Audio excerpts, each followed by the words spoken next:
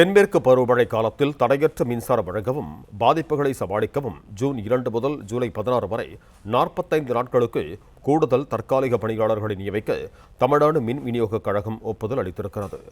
இது தொடர்பான கூடுதல் விவரங்களோடு இணைகிறார் எமது செய்தியாளர் மகேந்திரன். வணக்கம் மகேந்திரன், உங்களிடம் இருக்கும் தகவல்களை சொல்லுங்க. தென்மேற்கு பருவமழை காலத்தில் தடையற்ற மின்சாரம் வழங்குவதை உறுதிப்படுத்தக்கூடிய வகையில கூடுதலாக தற்காலிக பணியாளர்களை பணியமர்த்த தமிழ்நாடு மின் பகிர்மான கழகம் நடவடிக்கை மேற்கொண்டிருக்கிறது.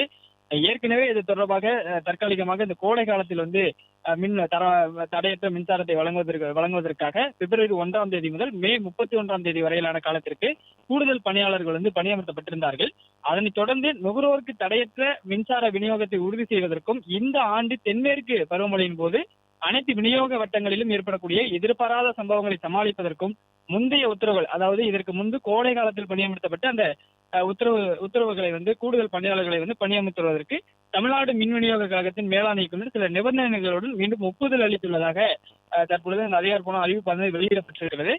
குறிப்பாக கூடுதல் பணியாளர்களை பணியமர்த்துவதற்கு சுமார் 45 நாட்களுக்கு, அதாவது ஜூன் மாதம் 2ஆம் தேதி முதல் ஜூலை 16ஆம் தேதி வரை அனுமதி வழங்கப்பட்டிருக்கிறது. இந்த இடைப்பட்ட காலத்தில் தான் தென்மேற்கு பருவமழையானது ஏற்படும். இந்த தென்மேற்கு பருவமழை காலத்தில் மின் விநியோகம் தடைப்படுவதை தடுப்பதற்காக இந்த தற்காலிக பணியாளர்கள் பணியமர்த்த மின்வாரியம் ஒப்புதல் வழங்கி இருக்கிறது.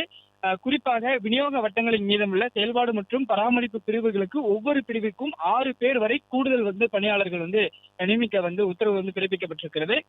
மின்வாரிய அதிகாரிகள் மற்றும் பணியாளர்களின் உறவினர்களை ஒப்பந்த அடிப்படையில் பணியில் அமர்த்தக்கூடாது என்றும் சுற்றறிக்கையில் தெளிவாக கூறப்பட்டிருக்கிறது. ஏனென்றால் இந்த தற்காலிக பணியாளர்கள் நியமனத்துல உறவினர்கள் மற்றும் தெரிந்தவர்களை பணியில் அமர்த்தி விடுவார்கள். அப்படி யாரும் மின்வாரிய அதிகாரிகள் மற்றும் பணியாளர்கள் தங்களுடைய உறவினர்களை ஒப்பந்த அடிப்படையில் இந்த தற்காலிக பணியில் யாரையும் பணியமர்த்தக்கூடாது என்றும் இந்த சுற்றறிக்கையில் தெளிவாக குறிப்பிடப்பட்டிருக்கிறது. பிளே ஸ்டோர் மற்றும் ஆப் ஸ்டோரில் இருந்து பாலிமர் செயலியை QR கோடு மூலம் பதிவிறக்கம் செய்யுங்கள். செய்திகளை உடனுக்குடன் பெறுங்கள்.